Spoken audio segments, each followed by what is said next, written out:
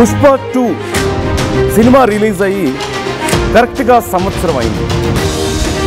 ఇదే రోజున పుష్ప 2 దేశవ్యాప్తంగా రిలీజ్ అయింది, సెన్సేషన్ క్రియేట్ చేసింది. కేవలం రికార్డ్స్తో మాత్రమే కాదు, ఒక పెద్ద ఇష్యూతో, ఒక పెద్ద కాంట్రవర్సీతో కూడా అలాంటి సెన్సేషన్ క్రియేట్ చేసింది. ఒకానొక సమయంలో ఎంత పెద్ద సమస్య అయిందో అల్లు అర్జున్ మీద కేసు అయింది కూడా మనం చూస్తూనే ఉన్నాం. గతేడాది డిసెంబర్ 4న పుష్ప 2 సినిమా రిలీజ్ సందర్భంగా అల్లు అర్జున్ వెళ్తే అక్కడ తొక్కిసలాట జరగడం, అక్కడ ఒక మహిళ ప్రాణాలు కోల్పోవడం, ఒక చిన్న బాబుకి తీవ్రంగా గాయాలవ్వడం, ఇదంతా మనకు తెలిసిందే. అయితే అప్పుడు ఆ బాబుకి కొంత కాంపన్సేషన్ ఇచ్చారు, ఒక 2 కోట్లు ఫిక్స్డ్ డిపాజిట్ చేశారు. అప్పుడు ట్రీట్మెంట్కి అయిన ఖర్చు కూడా చివరికి అల్లు అర్జునే పే చేయాల్సి వచ్చింది. ఇక అక్కడితో ఆ ఇష్యూ అయిపోయింది కదా అని అందరూ అనుకున్నారు. సినిమా తర్వాత పెద్ద సక్సెస్ అయింది, రికార్డ్స్ క్రియేట్ చేసింది. కానీ అప్పటి ఆ గుర్తులు, లేదంటే అప్పుడు వాళ్ళకి జరిగిన నష్టం ఇంకా ఆ కుటుంబాన్ని వెంటాడుతూనే ఉంది. ఆ కుటుంబం ఇంకా ఆ పెయిన్ నుంచి కోలుకోలేదు, ఆ నష్టం నుంచి ఇంకా కోలుకోలేదు. సినిమా అయిపోయింది, కొత్త సినిమా చేస్తున్నారు అల్లు అర్జున్, కేసు అయిపోయింది, అంతా కాంప్రమైజ్ అయిపోయిందని అందరూ అనుకున్నారు. అందరి పరిస్థితి బాగానే ఉంది, కానీ ఆ కుటుంబం మాత్రం ఇంకా కోలుకోలేదు. ఆ బాలుడు, అప్పుడు గాయాల పాలైనటువంటి ఆ బాలుడు ఇప్పటికీ కూడా అన్నం తనంతట తాను తినలేని పరిస్థితిలో ఉన్నట్లుగా తెలుస్తోంది. ఉలుకు పలుకు లేకుండా అలా పడిపోయి ఉన్నట్లుగా తెలుస్తుంది శ్రీతేజ్. కనీసం ఎవరిని గుర్తుపట్టలేకపోతున్నాడట. ట్రీట్మెంట్కి నెలకి 1,50,000 రూపాయలు ఖర్చు అవుతుంది. అయితే అప్పుడు శ్రీతేజ్ పేరు మీద 2 కోట్లు ఫిక్స్డ్ డిపాజిట్ చేశారు అల్లు అర్జున్. ట్రీట్మెంట్కి డబ్బులు సరిపోవట్లేదు, ఇప్పుడు మా పరిస్థితి ఏంటి, నెలకి 1,50,000 ఖర్చు అవుతుంది, వాళ్ళు ఇచ్చిన 2 కోట్లు ఫిక్స్డ్ డిపాజిట్ చేశారు, ఎక్కడి నుంచి తీసుకొచ్చి పెట్టాలి, ఎన్ని రోజులు పెట్టుకోవాలి, ఇలా బాబులో పురోగతి కనిపించడం లేదు, ఎలాంటి ప్రోగ్రెస్ కనిపించడం లేదంటూ ఆ తండ్రి చెప్తున్నట్లుగా తెలుస్తోంది. So what is the solution now? Case అయింది, పెద్ద ఇష్యూ జరిగింది. అల్లు అర్జున్ మీద కేసు పెట్టినందుకు తెలంగాణ ప్రభుత్వం మీద చాలామంది గొడవ చేశారు, లేదంటే అల్లు అర్జున్ది తప్పని మరికొంతమంది అన్నారు. ఇప్పుడు ఎవరి దారి వాళ్ళు సైలెంట్గా ఉండిపోయారు. బట్ ఇప్పటికీ సఫర్ అవుతుంది. అల్లు అర్జున్ సినిమా రిలీజ్ అయింది, రికార్డ్స్ కొట్టింది, డబ్బులు బాగా వచ్చాయి, తర్వాత నెక్స్ట్ సినిమా చేస్తున్నారు, అంతా అయిపోయింది. బట్ స్టిల్ ఆ ఫ్యామిలీ సఫర్ అవుతూనే ఉంది. స్టిల్ ఆ బాలుడి పరిస్థితి అలాగే ఉంది. తనంతట తాను తిండి తినలేకపోతున్నాడు, ఎవరిని గుర్తుపట్టడం లేదు, ఎలాంటి ప్రోగ్రెస్ కనిపించడం లేదు. ఆ తండ్రి పరిస్థితి ఏంటి ఇప్పుడు?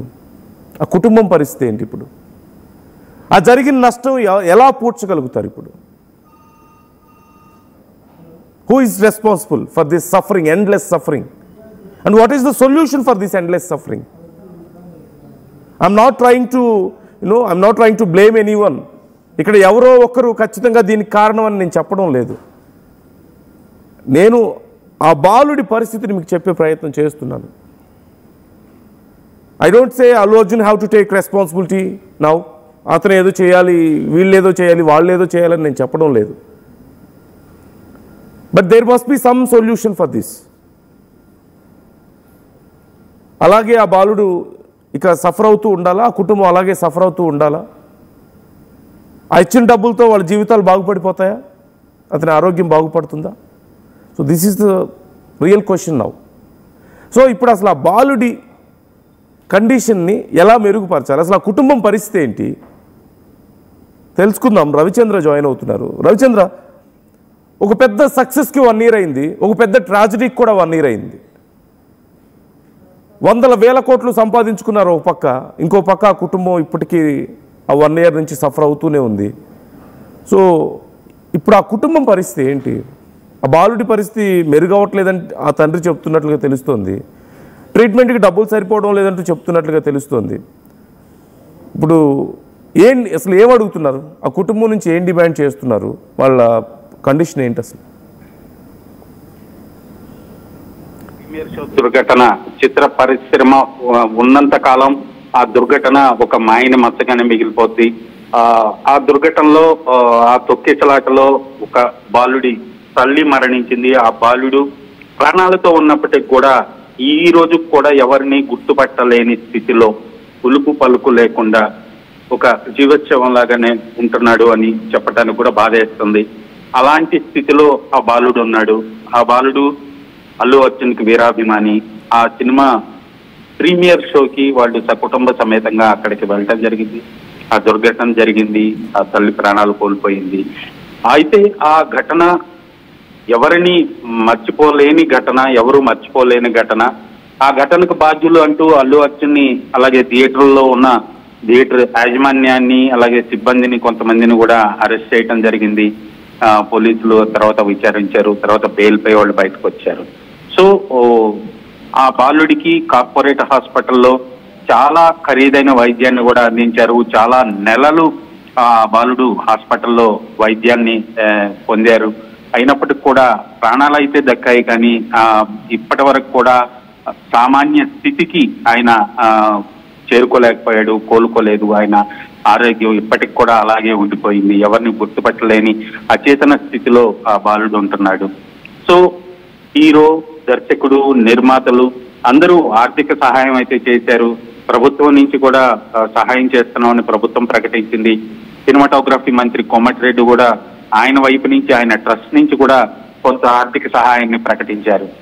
ఎంత ఆర్థిక సహాయం ప్రకటించినప్పటికీ కూడా ఆ కుటుంబానికి జరిగిన నష్టాన్ని ఎవరు పోడ్చలేరు. ప్లస్ ఆ బాలుడి పరిస్థితి ఏంటి? ఆ బాలుడిని ఇప్పుడు ఆ తండ్రి చూసుకుంటున్నాడు. ఇప్పటికి కూడా పసిపిల్లవాడికి తినిపించినట్లుగా నోటికి ఆహారాన్ని అందించాల్సిన పరిస్థితి. కనీసం గుర్తుపట్టని పిల్లవాడు, పలకడు, ఉలకడు. అలాంటి పిల్లవాడిని 24 గంటలు ఆయన సంరక్షించుకుంటున్నాడు. అలాంటి పిల్లవాడిని చూసుకుంటూ ఆయన దిగులు పడుతున్నాడు. ఇప్పటికి కూడా ఆ బాలుల్లో సామాన్య స్థితికి వచ్చే లక్షణాలు ఎక్కడ కనిపించట్లేదు అని ఆయన బాధపడుతున్నట్టుగా తెలుస్తుంది.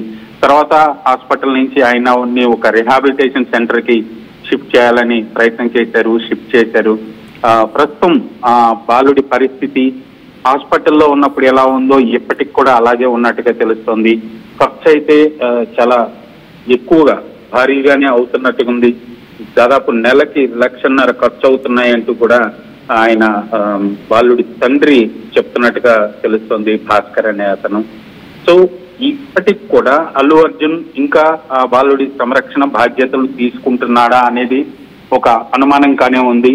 సో వీళ్ళ వైపు నుంచి ఇవ్వాల్సిన కాంపెన్సేషన్ ఏదైతే ఉందో, నష్టపరిహారం అనుకోవచ్చు, కాంపెన్సేషన్ అనుకోవచ్చు, ఆ బాలుడికి పేరు మీద కొంత డిపాజిట్ చేశారు. ఇవన్నీ జరిగినప్పటికి కూడా ఎక్కడ కూడా ఆ బాలుడి ఆరోగ్యం కుదుట పడలేదు. ఆ కుటుంబానికి జరిగిన నష్టాన్ని ఎవరు పోర్చలేకపోయారు. ఈ సంఘటన జరిగిన సంవత్సరం అయినప్పటికీ కూడా మార్పు రాకపోవటం నిజంగా చాలా దయనీయమైన పరిస్థితి, చాలా శోచనీయం. ఆ తండ్రి ఇప్పటికి కూడా మనోవేదంతోనే ఉన్నాడు. ఇంకా అల్లు అర్జున్ వైపు నుంచి తనకి ఆర్థిక సహాయం వస్తుందేమో అని ఆయన ఎదురు చూస్తున్నట్టుగా తెలుస్తోంది. నందు. Okay, right. Thank you Ravichandra, thanks for the details. So ఇంకా సహాయం అవసరం ఉంది ఆ కుటుంబానికి, ఆ బాలుడికి. ఆ మహిళ ప్రాణాలు కోల్పోయింది, ఆ బాలుడి పరిస్థితి ఇంకా ఇలాంటి కండిషన్లో ఉంది. ప్రభుత్వం ఆదుకుంటుందా, లేకపోతే అల్లు అర్జునో లేకపోతే ఆ సినిమా టీం ఆదుకుంటారా అనేది పక్కన పెడితే, they need some support, they need more support. ఈ విషయంలో ఏదో ఒకటి జరగాల్సిన అవసరం అయితే ఉంది. అండ్ ఇక్కడ మరొక ముఖ్యమైన విషయం, హీరోలైనా స్టార్స్ అయినా సరే they should be more careful.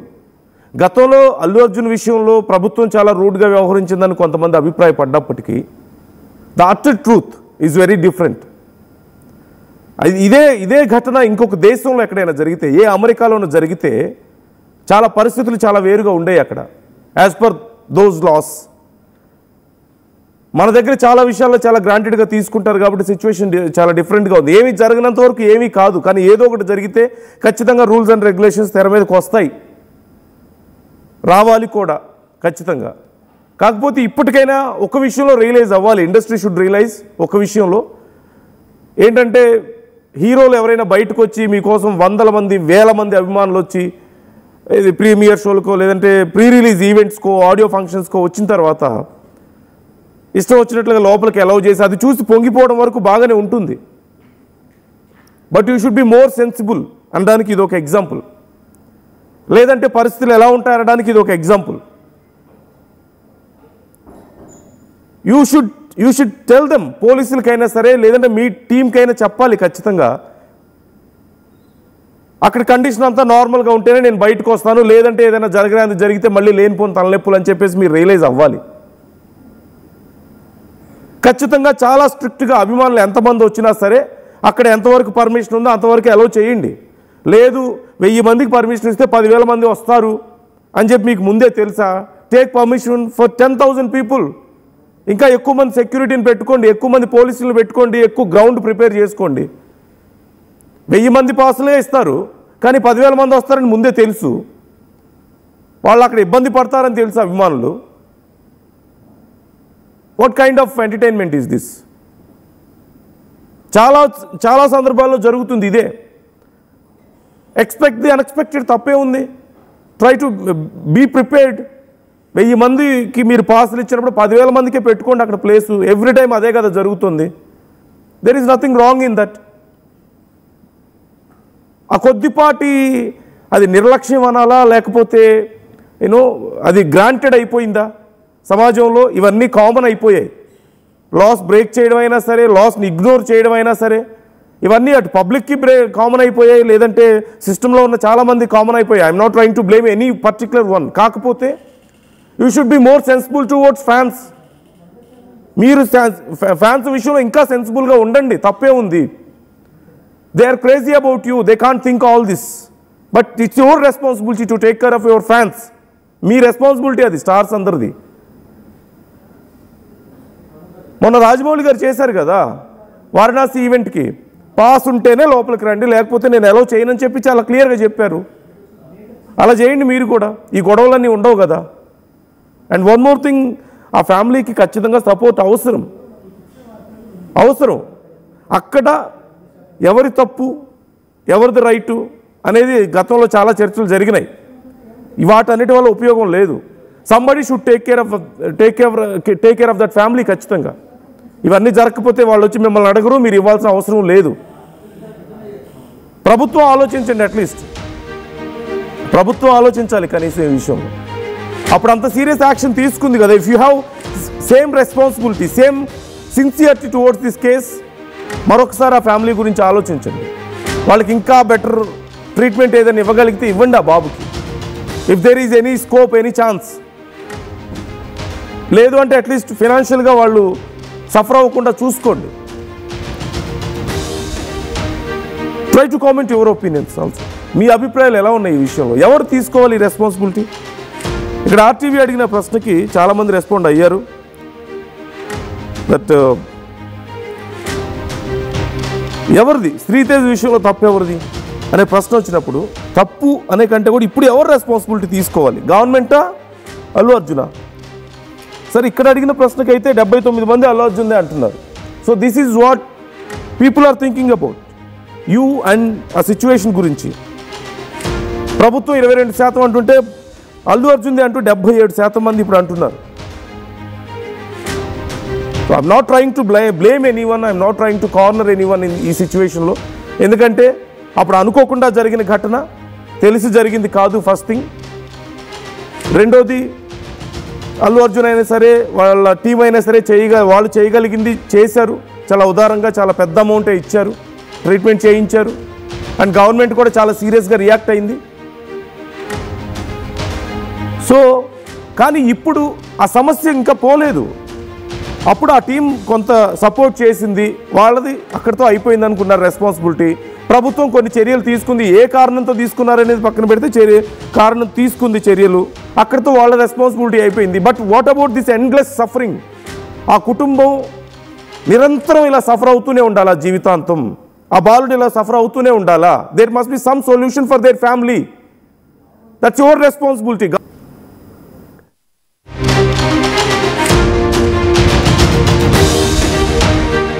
ఒకప్పుడు హైటెక్ సిటీ దగ్గర తక్కువ ధరలో ప్లాట్లు కొనుక్కుని బాగుపడ్డారు. తర్వాత ఓఆర్ఆర్ దగ్గర, ఇప్పుడు అవకాశం త్రిబుల్ ఆర్ దగ్గర వచ్చింది. ఇప్పుడు షాద్ నగర్ వైపు ఉన్న స్వర్గసీమ వెంచర్ లో ప్లాట్ల పండగ వచ్చింది. నూతన వెంచర్ అమేయ రూపంలో అప్రూవ్డ్ ప్లాట్లు, రిసార్ట్ ఫెసిలిటీ, రీజనబుల్ ప్రైస్. ఒక్కసారి ఫ్యామిలీతో విజిట్ చేసి మంచి నిర్ణయం తీసుకోండి. స్వర్గసీమ వారి నూతన వెంచర్ అమేయ. నగల సామ్రాజ్యం పెద్దది, మన వేడుకల్లో నగల పాత్ర పెద్దది. నగల్లో మన సంప్రదాయం అది పెద్దది. అదే విధంగా నగలు కొనేటప్పుడు మీ సేవింగ్స్ కూడా ఇకపై పెద్దగా ఉంటుంది. అన్ని నగల తరుగును ముందు కన్నా ఇంకా తగ్గించాం. ఈ తక్కువ తరుగును చూస్తే వెంటనే నగలు కొనేస్తారు. డైమండ్ జ్యువెలరీ ధరలు కూడా పెద్ద లెవెల్లో తగ్గించాం.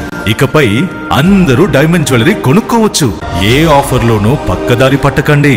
ఇక్కడికొచ్చి కంపేర్ చేస్తేనే తెలుస్తుంది మీకు ఎంత పెద్దగా డబ్బులు ఆదా అవుతుందో అని.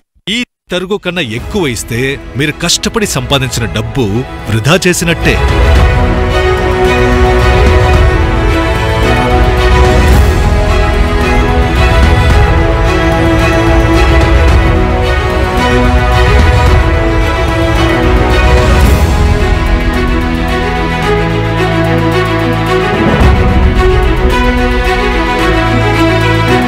లలితాలో నగలు కొనండి, ఎక్కువ డబ్బులు ఆదా చేయండి. ఇది మా ఊర్లో ఫేమస్ అన్నా. ఒళ్ళు నొప్పి, జలుబు, తలనొప్పి ఏమున్నా ఉపశమనం. జలుబు, తలనొప్పి, ఒళ్ళు నొప్పుల నుండి ఉపశమనం. శాస్త్రి బామ్ ఇప్పుడు 5 రూపాయల ప్యాక్ లో కూడా. చరిత్ర సృష్టించినోడు ఇప్పుడు ఆ చరిత్రని తిరగరాయబోతున్నాడు. అబద్ధాల గోడల్ని బద్దలు కొట్టి నిజాలను రాగా మీ ముందుంచబోతున్నాడు. నిజమైన వార్తల కోసం వెంటనే డౌన్లోడ్ చేసుకోండి రా యాప్ని.